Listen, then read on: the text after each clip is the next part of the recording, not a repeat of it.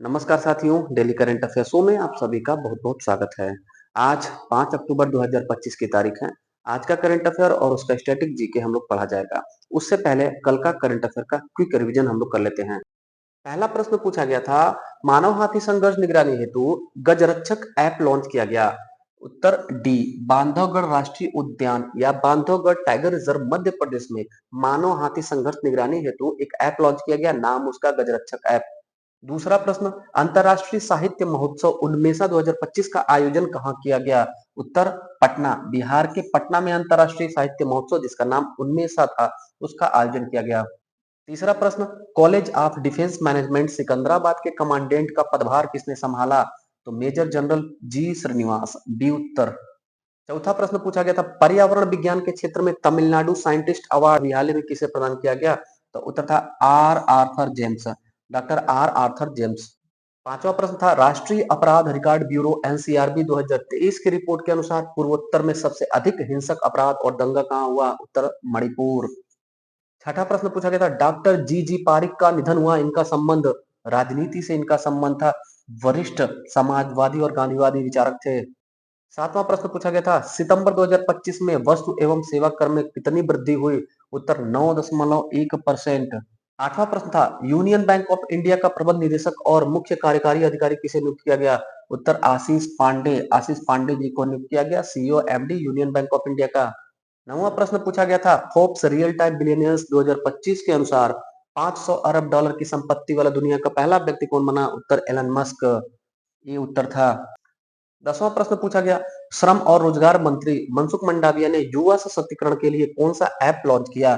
तो माई Bharat app launch किया गया श्रम एवं रोजगार मंत्रालय द्वारा युवा सशक्तिकरण के लिए। ये था साथियों कल के करंट अफेयर का क्विक रिवीजन। अब पढ़ते हैं आज का करंट अफेयर। पहला प्रश्न पूछा गया है, मन की बात कार्यक्रम का कितना वर्ष पूरा हुआ। महत्वपूर्ण प्रश्न, 11 वर्ष पूर्ण हो गया। उत्तर हो जाएगा बी, 11 वर्ष। मोदी जी के मन की बात कार्यक्रम का कितना वर्ष पूरा हुआ। 11 वर्ष पूरा हुआ है अभी हाल ही में। देखिएगा, मन की बात कार्यक्रम 3 अक्टूबर 2014 को शुरू हुआ था। 3 अक्टूबर 2014 को विजयादशमी के दिन ही शुरू हुआ था, जो जन आकांक्षाओं, प्रेरक कहानियों और नागरिक संवाद का प्रतीक है। सितंबर 2025 तक कुल 126 एपिसोड इसके आ चुके हैं मन की बात कार्यक्रम के। इसका प्रसारण किस प्लेटफॉर्म पे होता है अगर पूछ रहे, तो all India radio, DD national और डीडी न्यूज, इन 3 प्लेटफॉर्म पर मन की बात कार्यक्रम का आयोजन होता है। दूसरा करंट अफेयर पूछा गया है, कोविड 19 महामारी के दौरान निलंबित उड़ान सेवा किस देश में पुनः प्रारंभ हुई। उत्तर होगा डी, चीन में। चीन में साथियों कोविड 19 के दौरान 2019 में हमारे भारत से जितने भी फ्लाइट थी चाइना के लिए, वो सब सस्पेंड कर दी गई थी, निलंबित कर दी गई थी। थोड़ा सा और डिटेल देखिएगा। हुआ क्या था कि कोविड 19 के दौरान सस्पेंड हुआ था हवाई यात्रा भारत से चीन के लिए, और 2020 में अगले साल सीमा तनाव हो गया था, जिसके कारण उस पर विचार नहीं किया गया, उसको एज इट इज रखा गया। 5 साल तक चाइना में हमारे देश का जहाज नहीं जाता था, हवाई यात्रा शुरू बंद था। अभी पुनः से शुरू हो जाएगा, अक्टूबर के लास्ट में फ्लाइट उड़ना लगेगा साथियों। दिल्ली बीजिंग एक रूट रहेगा और दूसरा मुंबई संघाई हवाई सेवा रहेगा। अक्टूबर 2025 के अंत में ये शुरू हो जाएगा। बाकी चीन का स्टैटिक जीके देख लीजिएगा। चीन की राजधानी है बीजिंग, चीन की मुद्रा युआन या रेनमिनबी है, और चीन के प्रधानमंत्री हैं ली कीकोंग, और चीन के राष्ट्रपति हैं शी जिनपिंग। तीसरा प्रश्न पूछा गया है, हिंदुस्तानी शास्त्रीय संगीत के महानतम स्तंभों में से एक पंडित छन्नू लाल मिश्र का 2 अक्टूबर 2025 को निधन हो गया। इनका संबंध किस घराने से था। तो साथियों हमारे देश में कोई भी शास्त्रीय विद्वान का डेथ होता है तो ऐसे प्रश्न परीक्षाओं में पूछा जाता है। आगरा घराना, बनारस घराना, किराना घराना जो मुजफ्फरनगर में है। तो याद रखिएगा, इसका उत्तर हो जाएगा बी, बनारस घराने के प्रसिद्ध शास्त्रीय गायक थे, विद्वान थे, नाम छन्नू लाल मिश्र जी। इनका 2 अक्टूबर यानी गांधी जयंती के दिन 2 अक्टूबर 2025 को निधन हो गया है। और ये महानतम स्तंभों में से एक थे हिंदुस्तानी शास्त्रीय संगीत के। बनारस घराने से इनका संबंध था। उत्तर प्रदेश में शास्त्रीय 3 घराने, आगरा घराना, बनारस घराना और किराना घराना मुजफ्फरनगर। थोड़ा सा और डिटेल देखिएगा साथ में इनके बारे में। 89 वर्ष की आयु में मिर्जापुर जिला में उत्तर प्रदेश में इनका निधन हुआ, और इनका जन्म 1936 ईस्वी में आजमगढ़ के हरिहरपुर गांव में हुआ था। किराना घराना के उस्ताद थे अब्दुल गनी, इन्हीं से इनको शिक्षा यानी कि तालीम प्राप्त हुई थी। किराना घराना से इनको तालीम मिला था और बनारस घराना से संबंधित थे। और साथ ही साथ साथियों सितारा देवी जो थी उनके साथ भी इन्होंने कोलैब करके कई कार्यक्रम को आयोजित किया था। चौथा प्रश्न पूछा गया है, मिशन आत्मनिर्भरता इन पल्सेस कार्यक्रम को केंद्रीय मंत्रिमंडल ने मंजूरी दी, इसका बजट है, उत्तर होगा सी, 11,440 करोड़ रुपए। 11,440 करोड़ रुपए से हमारे देश में एक अभियान का शुरुआत किया गया है, मिशन आत्मनिर्भरता इन पल्सेस। पल्सेस मतलब दाल साथियों, दाल के उत्पादन को बढ़ावा देने के लिए हमारे भारत में एक कार्यक्रम शुरू हुआ है, दालों में आत्मनिर्भरता मिशन। कृषि क्षेत्र में आत्मनिर्भरता बढ़ाने हेतु केंद्रीय मंत्रिमंडल ने 1 अक्टूबर 2025 को दालों में आत्मनिर्भरता मिशन को मंजूरी दी, जिसका बजट का आकार 11,440 करोड़ रुपए था। इसका टारगेट उद्देश्य के तहत तो 350 लाख टन दाल का उत्पादन टारगेट है। और इसकी अवधि पूछे, दालों में आत्मनिर्भरता मिशन की अवधि तो 6 वर्षीय मिशन है साथियों, 6 वर्षीय यह मिशन है। 2025-26 वित्तीय वर्ष से लेकर के 2030-31 तक ये रहेगा। 2025-26 से 2030-31 तक इसका यानी कि 6 वर्ष अवधि रहेगा। कुछ और फैक्ट हमारे भारत के बारे में याद रखिएगा। हमारा भारत साथियों दाल के उत्पादन में पूरी दुनिया में शीर्ष है, यानी कि प्रोडक्शन सबसे ज्यादा दाल का हमारा भारत करता है। उपभोग भी पूरी दुनिया में सबसे ज्यादा दाल का कौन सा देश करता है, तो हमारा भारत। और आयात भी हमारा देश पूरी दुनिया में सबसे ज्यादा करता है, यानी कि दाल का उत्पादन, दाल का उपभोग और दाल का आयात तीनों में शीर्ष देश हमारा भारत है। कुछ और संगठन को आप याद रखेंगे एग्रीकल्चर से, एक आईसीएआर हमारे देश में संगठन है, Indian council for agriculture research, भारतीय कृषि अनुसंधान परिषद। इसकी स्थापना 1929 में हुई थी अंग्रेजों के समय में, और इसका हेडक्वार्टर नई दिल्ली में है। इसके डायरेक्टर यानी कि निदेशक हैं मंगीलाल जाट। इसके अलावा साथियों कृषि के क्षेत्र में एक नाफेड ऑर्गेनाइजेशन है, संगठन है, बहुत इंपॉर्टेंट है, परीक्षाओं में रहता है। नाफेड के बारे में याद रखिएगा, नाफेड का गठन 2 अक्टूबर 1958 को हुआ था, जब डीआरडीओ का स्थापना हुआ उसी वर्ष नाफेड का भी गठन हुआ था। इसके अध्यक्ष जेठा भाई अहिर हैं। नाफेड के वर्तमान अध्यक्ष जेठा भाई अहिर। नाफेड का फुल फॉर्म पूछ ले तो national agriculture cooperative marketing federation of India.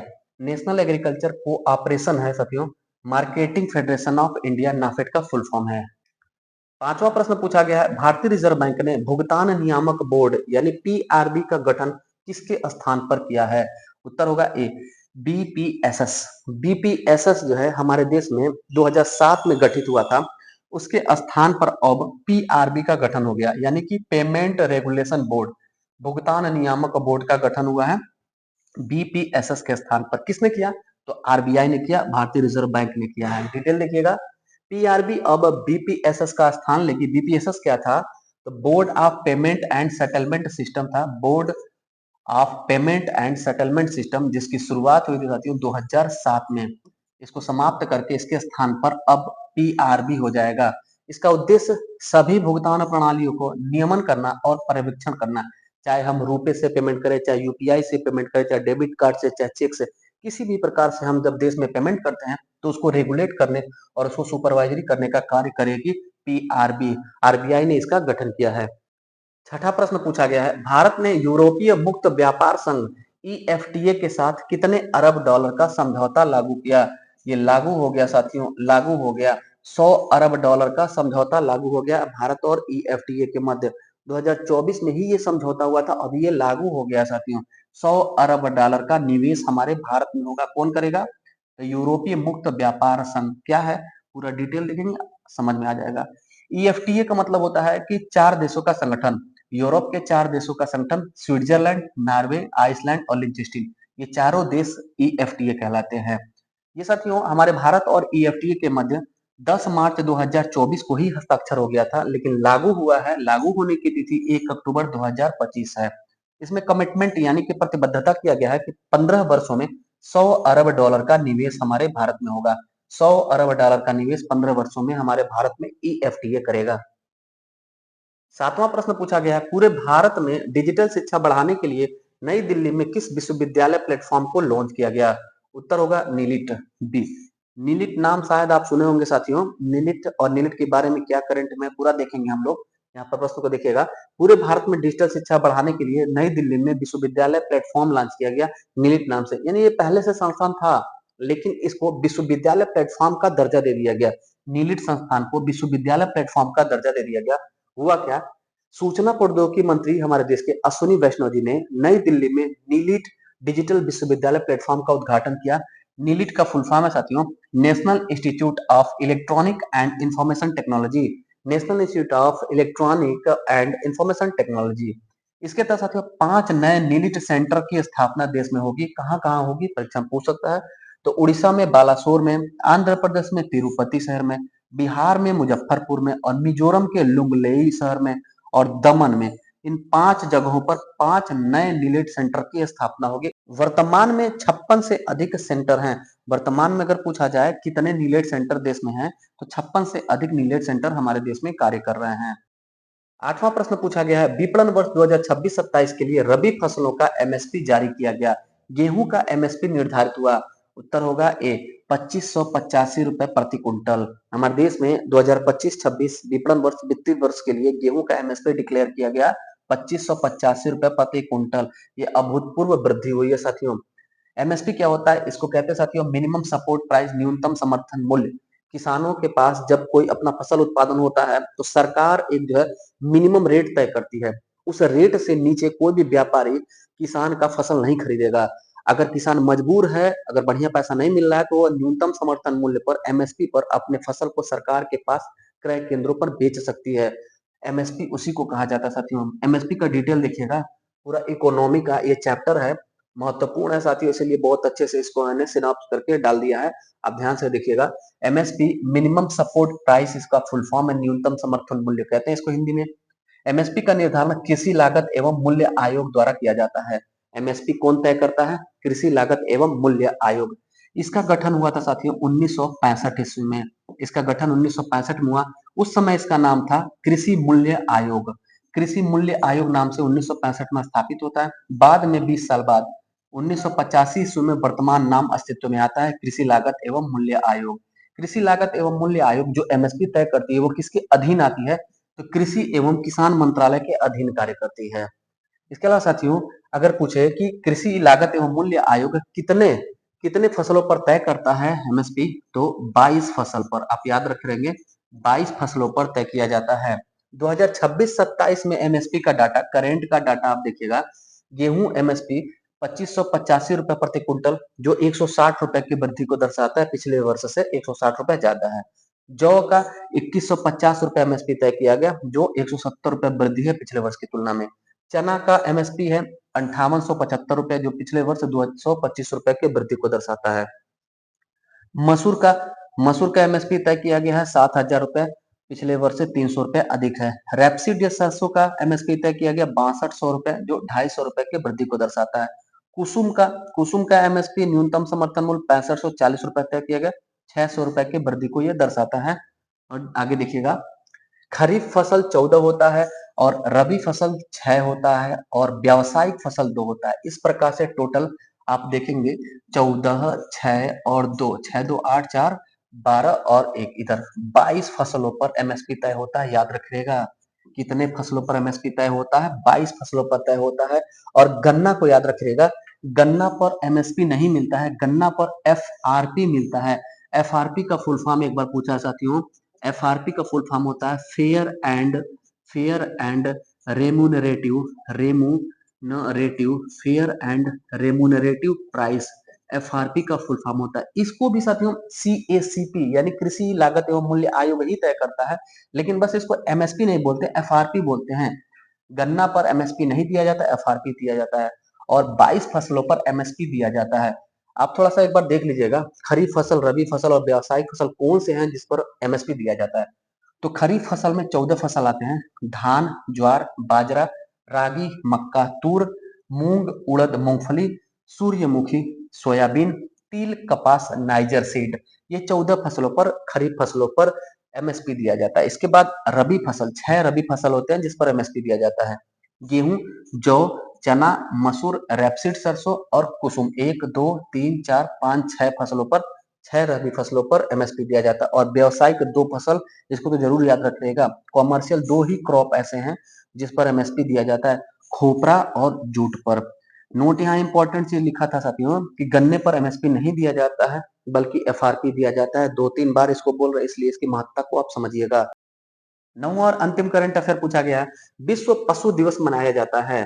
उत्तर होगा ए 4 अक्टूबर को। 4 अक्टूबर को दुनिया भर में विश्व पशु दिवस मनाया जाता है। इसका 100 वर्ष पूरा हुआ है साथियों इस दिवस का, तो महत्वपूर्ण है। देखिएगा विश्व पशु दिवस प्रत्येक वर्ष 4 अक्टूबर को मनाया जाता है।